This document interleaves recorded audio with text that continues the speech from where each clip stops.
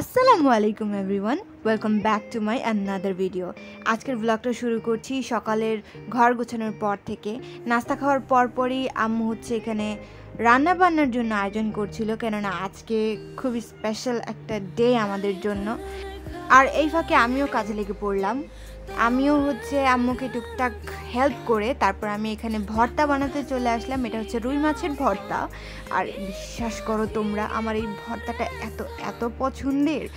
তারপরে রুই মাছের ভর্তা করার পর এখানে আমি আলু ভর্তা করেছিলাম। আজকের মেনুতে 3 ধরনের ভর্তা ছিল: আলু ভর্তা, মাছ ভর্তা আর শুটকি ভর্তা।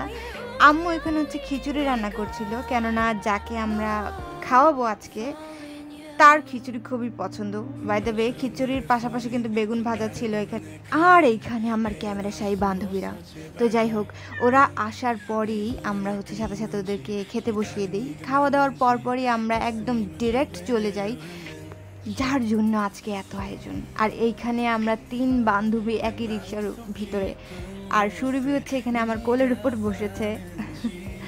তো আজকে যেই স্পেশাল মানুষটার জন্য এত খাবারের আয়োজন করা হয়েছে, তিনি আমাদের শিক্ষক, আমাদের স্যার, যার জন্য আমাদের জীবনে এত সুন্দর একটা মুহূর্ত, এত সুন্দর একটা দিন এসেছে।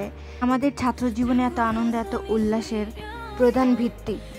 আর এখানে বসে বসে আমরা দুষ্টামি করছিলাম, আর ওইখানে আমাদের গার্ডিয়ানরা পড়ালেখা রিলেটেড কিছু কথাবার্তা বলছিল আমাদের স্যারের সাথে। আর এইখানে আমি আমার বান্ধবীর হাত ধরে বলছিলাম, তোর হাতটা কি ফর্সা রে, কি ফর্সা।